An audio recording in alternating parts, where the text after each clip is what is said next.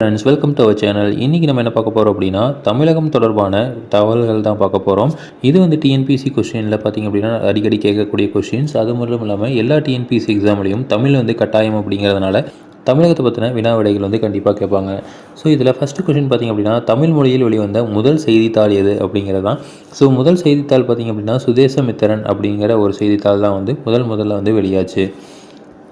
அடுத்தது பார்த்திங்க அப்படின்னா, தமிழ்நாட்டில் மிக நீளமான நடைபாதை உள்ள கோயில் என்ன அப்படிங்கிறது கேட்பாங்க. ஸோ தமிழ்நாட்டில் மிகப்பெரிய நீளமான நடைபாதை உள்ள கோயில் பார்த்திங்க அப்படின்னா ராமேஸ்வரத்தில் அமைந்துள்ள ராமநாத சுவாமி கோயில் தான் வந்து இந்த ரொம்ப அதிகமான நீளமான நடைபாதை உள்ள கோயிலாக இருக்குது.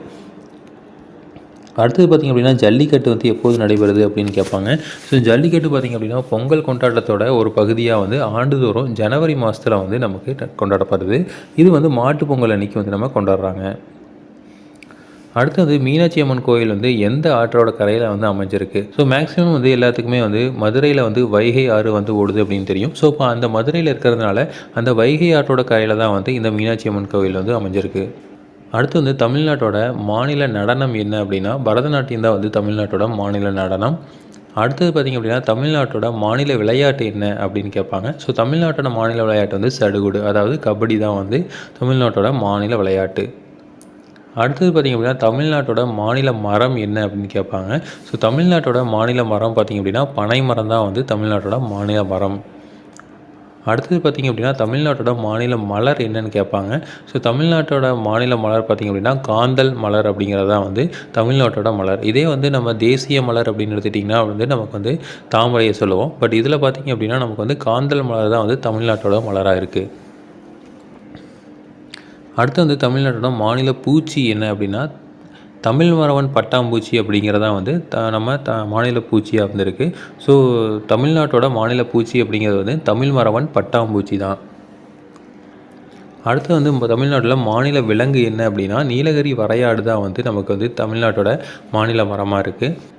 தமிழ்நாட்டில் வந்து சராசரியான மழை அளவு எவ்வளவுன்னு பார்த்திங்க அப்படின்னா தமிழ்நாட்டோட சராசரி மழை அளவு வந்து 950 சென்டிமீட்டர் வந்து ஒரு ஆண்டுக்கு வந்து இருக்குது.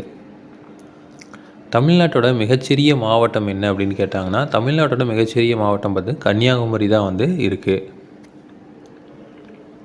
தமிழ்நாட்டோட மக்கள் தொகை அடிப்படையில் பெரிய மாவட்டம் என்ன அப்படிங்கிறது, அதாவது சைஸில் இல்லாமல் மக்கள் தொகை அடிப்படையில் இருக்கிறதுலே பெரிய மாவட்டம் என்ன அப்படின்னு கேட்குறாங்க. ஸோ தமிழ்நாட்டோட மக்கள் தொகை அடிப்படையில் பார்த்திங்க அப்படின்னா பெரிய மாவட்டமாக வந்து சென்னை தான் இருக்குது. ஏன்னா சென்னையில் தான் வந்து ஒரு கம்மியான ஏரியாவாக இருந்தாலும் அங்கே வந்து நிறையா பேர் வந்து வசிக்கிறாங்க. அதனால் தமிழ்நாட்டோட மிகப்பெரிய மாவட்டம், அதாவது மக்கள் தொகை அடிப்படையில் எடுத்துக்கிட்டிங்கன்னா சென்னை. அடுத்து தமிழ்நாட்டில் உள்ள மொத்த மாவட்டங்கள் எண்ணிக்கை என்ன அப்படின்னா தமிழ்நாட்டில் வந்து இப்போ மொத்தமாக வந்து 38 மாவட்டங்கள் இருக்குது. ஸோ மொத்தமாக வந்து இப்போ ரீசெண்டாக வந்து எல்லாம் பிரித்து முதற்கொண்டு சேர்த்துனிங்கன்னா 38 மாவட்டங்கள் வந்து இருக்குது.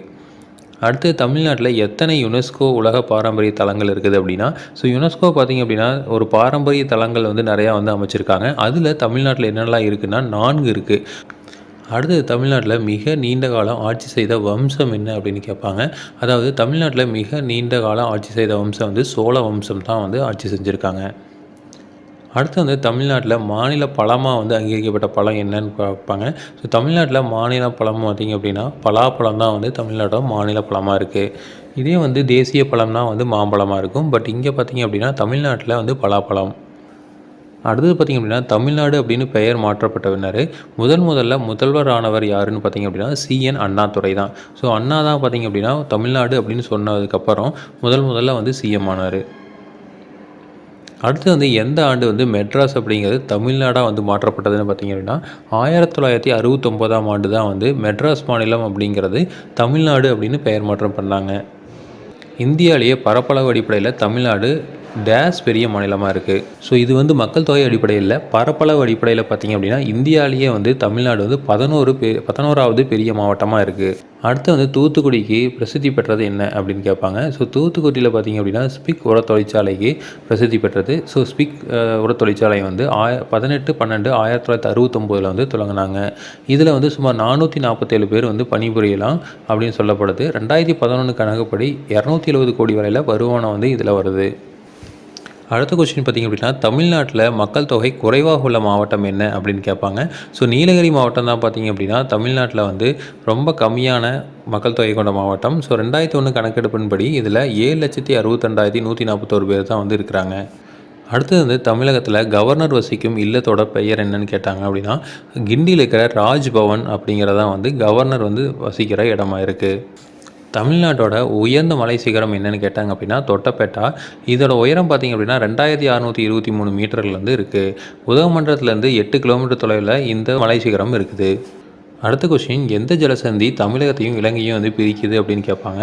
ஸோ பாக் ஜலசந்தி தான் பார்த்திங்க அப்படின்னா தமிழகத்தையும் இலங்கையும் வந்து 2ஆக பிரிக்குது.